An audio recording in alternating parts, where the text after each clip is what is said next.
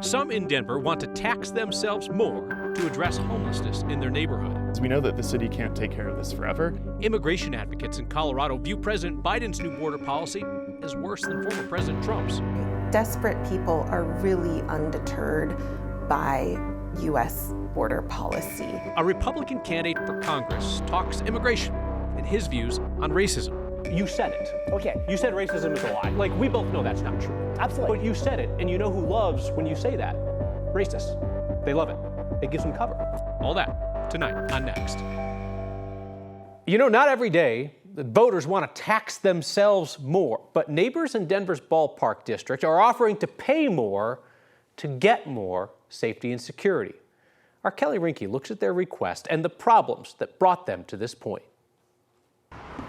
In a busy district downtown, under the shadows of Coors Field, neighbors are noticing change. We saw a massive investment from the mayor's office and city council in cleaning up this part of town. Homeless encampments crowded some streets in Denver's Ballpark neighborhood. One of the city's largest was at 20th and Curtis until last winter, when the mayor's office offered people a place to stay indoors. Because we know that the city can't take care of this forever, and we need to make sure that we have local control over that. Stevenson Farnsworth wants to see the improvements continue because he lives here. He's part of a community-led effort to create a general improvement district in Ballpark. The goal is to put together a funding mechanism through levying a tax upon ourselves. It's a proposal for property owners and renters to tax themselves, giving them cash for their own board to invest in the area. And with that money, we're going to be investing in safety, security, advocacy, cleanliness, landscaping. As part of the effort, they'd have a team helping the unhoused when city resources become limited. So this would be kind of services on top of what the city's already providing. The board could use some of the funding to outsource services like trash cleanup. We do not have a shortage of beds in this neighborhood for individuals who need help. We need more people making those connections. Megan Shea runs a men's residential recovery program in Ballpark. She believes more connections will help her residents who are overcoming addiction. They won't have to face as many of those encounters that are dangerous for them and can be triggering. The neighborhood feels different to those who call Ballpark home or work. We want families to be able to come and enjoy this neighborhood when they're coming to sporting events. They want positive change to stay. So this is just the beginning for Ballpark. The proposal needs to be approved by City Council, and then there's going to be a public hearing. If it makes it through all of that, then it's up to the voters in that district to approve this additional tax. So in terms of challenges in the Ballpark neighborhood, right? You've got residents and you've got a fairly large population of people living on the streets. You've also got a lot of people passing through the neighborhood for games and things like that, sometimes somewhat inebriated, causing issues.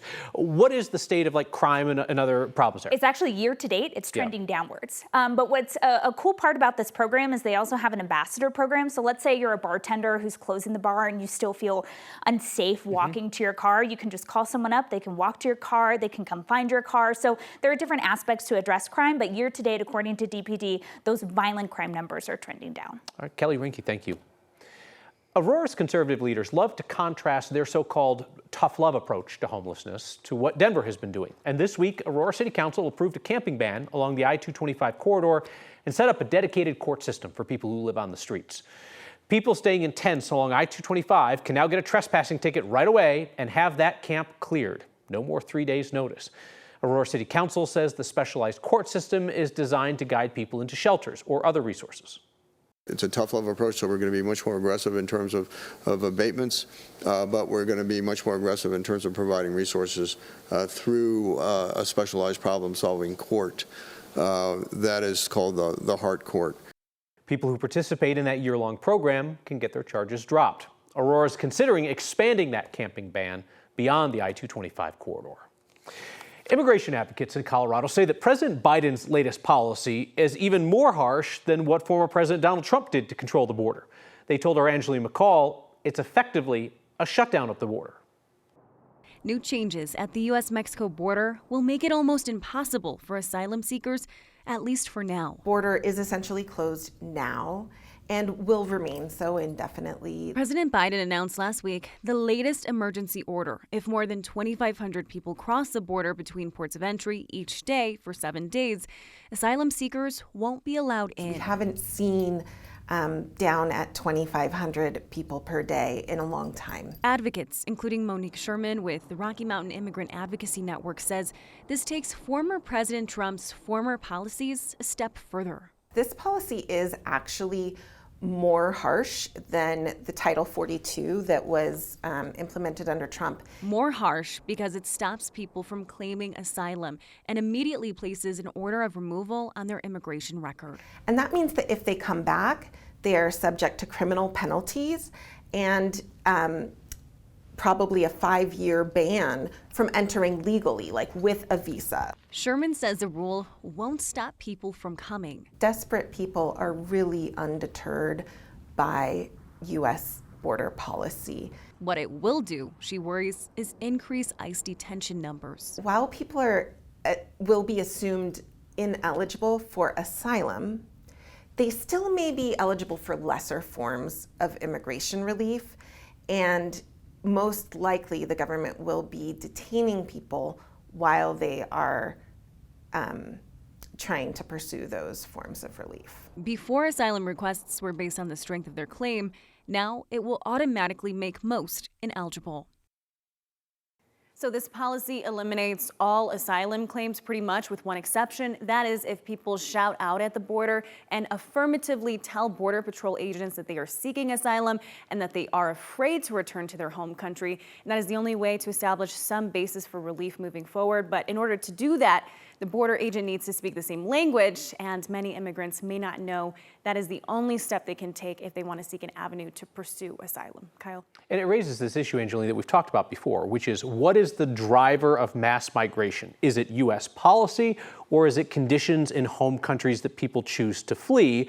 And you, perhaps more than any other journalist in Colorado, have talked to people who have fled those conditions in their home country over the last 2 years. Yes, I've talked with people at the border, I've talked with people in between, here in Denver, and for the most part, many of them hear these terms like Title 42 or that there's a new rule from President Biden, for instance, but they don't necessarily know, right, what it means or how it kind of impacts their lives. So ultimately, they understand that things change and they know the terms and whatnot, but they don't necessarily know the ins and outs. And neither do I, right? Like, these are very complex immigration issues that, even some lawyers, it takes so many months to understand and recognize how they can help their clients. Well, we appreciate your continued work making us all smarter on it. Angelina McCall, thank you.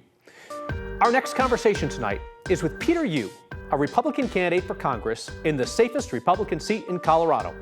He's a finance executive who says that Donald Trump's plan to deport more than 10 million people here illegally, using local police and perhaps the military, is just not realistic. Yu is one of 5 people running against Congresswoman Lauren Boebert, who supports the mass deportation. It would estimate to be more than 150,000 people removed from Colorado. Yu says the asylum process should be expedited, and he's open to a pathway to legal status for some who did not come here legally, as his parents did. If they can show a credible fear, then they should be allowed, absolutely, to stay. They'd have to go before a judge, right, to show that credible fear? And that's actually one of the things that we need to expedite in our country. That's one of the biggest faults with our country. When we have court dates that are extending out for the 2031, 2032, I mean, that is absolutely ridiculous in regards to how we're handling. We're just basically saying, come on in, you're going to be released in our country for the next 6, 7, 8 years. The idea of a path to legal status or a path to citizenship for folks who did not enter the country illegally. Do you think there's any grounds for that, specifically like the DACA kids who are now young adults, so-called dreamers? Should they have a path to legal status, path to citizenship? I don't believe in amnesty, but I do believe that for whatever the reasons are, if someone's been here for, let's just say, double-digit years, 10 plus years, and they've proven to be a good citizen, they've proven that they are here not causing trouble, and they actually are having a job, they are actually contributing to society, they actually are paying taxes, I'm open to that idea because they've proven themselves. Now, do I approve of path to legal status or citizenship? Legal status. Legal status, thank you. Legal status. When our conversation continues, Peter Yu explains why he still supports Donald Trump, despite Trump's anti-Asian racism, and we'll talk about Yu's own past comments that racism does not exist. CDOT says it is still on track to open up a broken bridge over the Blue Mesa Reservoir by the 4th of July. CDOT gave us a look at the progress today. The bridge between Gunnison and Montrose closed in April after inspectors found cracks and steel bridge supports. That forced folks to take a 6-hour detour or use a local access road that was only open for a brief time each day. The bridge is one of 2 in Colorado made with a special strength steel, which sounds good, you know, but engineers say that material is actually more prone to cracking. CDOT plans to partially open the bridge starting July 4th. It'll be open twice a day to cars, and they'd like to have it fully open come the fall. Republican candidate for Congress explains his support of Donald Trump despite the former president's history of anti-Asian racism. Why do you respect a man who doesn't respect you? Because I don't think those are personal attacks. I don't think that's his true nature of who he is. And the history at Cheeseman. First a cemetery, then a popular park, and then a landmark for one group in our community. That's next. We return to our next conversation with Republican congressional candidate Peter Yu, who's running to represent the safely Republican seat in Dougco, Loveland, and the Eastern Plains. You support Donald Trump for president. He has a well-documented history of anti-Asian racism, referring to his own cabinet secretary Elaine Chao as China-loving and Coco Chow. He mocks Asian accents at campaign events. He called COVID Kung Flu, said that Virginia Governor Glenn Youngkin's name sounds Chinese. Why do you respect a man who doesn't respect you? Because I don't think those are personal attacks. I don't think that's his true nature of who he is. If I look at, you think he's pretending to be racist? I don't think he's pretending to be racist. I just think he's also making statements that sometimes I don't believe he knows. I think he talks before he thinks. You have a history of defending racists. You said during one of your previous races, this racism thing, it's a lie. Right? That's obviously untrue. Absolutely. You said it. Okay. You said racism is a lie. Like, we both know that's not true. Absolutely. But you said it, and you know who loves when you say that? Racists. They love it. It gives them cover. Okay. So I appreciate you bringing this to light because when I gave that speech, it was in one of the worst circumstances that you could possibly give it. It was last second. It was in the parking lot of a motorcycle bar. I had motorcycles going full speed on one side of me. I had a karaoke bar on the other side of me. And my message wasn't completely clear. I was actually screaming at the top of my lungs. Could you just clarify it now so that people hear it? What did you mean when you said the racism thing, it's a lie? Could you clarify it now? So I clarified that, and I basically was talking about in regards to systemic racism.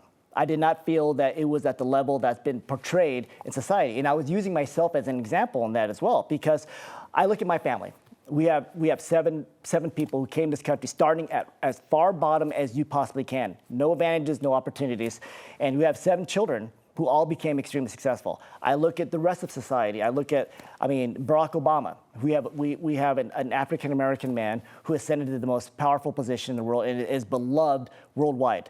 We look at Oprah Winfrey, another person who came from nothing is actually became the top of her industry. Can I ask you a question? Yes. Why did those anecdotes, your personal success, America's first black president, very successful African-American woman in business, why do the anecdotes outweigh the evidence and the decades of research that show that systemic racism in America, from education to healthcare to housing, is very, very real? And you're saying it's not real. So, Kyle, when we look at what's going on when we talk about systemic racism, if it does exist, it exists at a level that is not holding people back. My full conversation with Peter Yu is on the Next YouTube page. We've invited all of the 4th Congressional District GOP primary candidates to join us here on Next. All but Congresswoman Lauren Boebert and Jerry Sonnenberg have agreed. There's a big old plume of wildfire smoke that is up in Lake County right now. It's rising from a fire that's burning near Twin Lakes between Leadville and Buena Vista. Sheriff there has told people near the Interlaken Historic District south side of the lake that they need to get out now. What they're calling the Interlaken fire has burned about 165 acres, about a quarter of a square mile.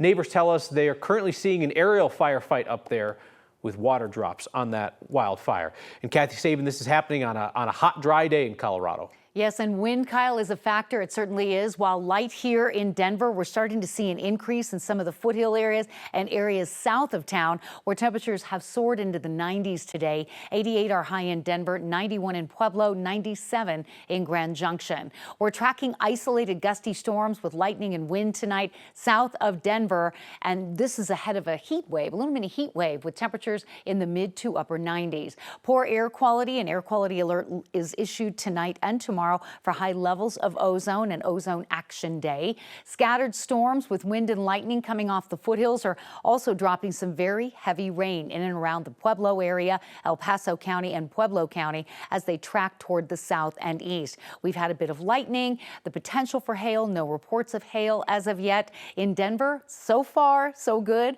Calm and quiet after 3 days of severe weather. Still going to track these storms to the south of us throughout the night. And then tomorrow, the focus for severe weather will be in the Midwest. Temperatures are warm this evening and about to go a whole lot warmer midweek. Mid-90s Wednesday and Thursday, cooler with storms Friday, sunshine and 90s for Father's Day Sunday. In Denver and Colorado overall, that story is largely ignored on the national and state registers here. So historians in Colorado want to right a wrong done in marking which places are worth noting for history.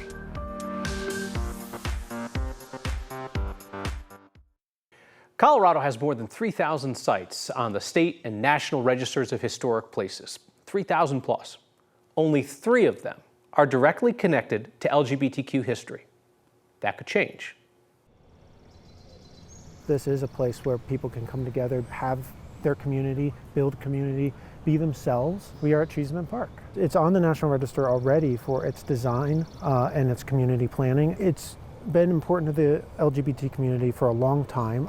Originally, Civic Center Park in downtown was seen as kind of the epicenter of cruising and other gay cultural moments and LGBT moments. But as in things like entrapment and police harassment, as well as other related crimes started occurring there, the population started moving to Cheeseman Park.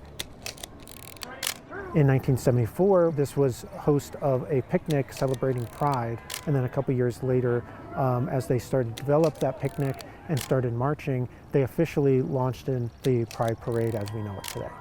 No, the National Register does not recognize the LGBT community as of right now, but we can do what's called amendments, and the site has to be 50 years old or older, but now we can amend the park's nomination to include LGBT history and its story, because in Denver and Colorado overall, that story is largely ignored on the national and state registers. And so being able to tell these stories, capture them in the National Register in a place like Cheeseman Park is essential for the story of Colorado and the national story. That process to amend Cheeseman Park's designation is expected to take about a year. History Colorado hopes it will be official by the 2025 Pride Parade. Comes Marissa with the peak lapels tonight. It's the look. All the cool kids are wearing them. Peak lapels. That's right. Feedback next. I love it when we disagree. You know that's genuinely true. I love it when you disagree with one another. Feedback from both sides on whether our decision to bring in the congressional district for Republican primary candidates in the safest Republican seat in Colorado is helpful to Republicans, harmful to Republicans. Texter says, next is trying to crucify the GOP. But actually, Jim writes in to say that we are helping the GOP. He says, when were you appointed expert on election outcomes in Colorado? Like District 4 could go Democrat, Jim says, but you are making sure that it won't with your GOP half hour. Both those things probably can't be true at once. I'll say here what we've said before. Could anybody win a race? Yes, that is hypothetically true. But in Colorado's safest Republican district with less than 20% Democrats, what are the chances that one of the Republican primary contenders we interview here, or Congressman Boebert, will win it? Pretty high.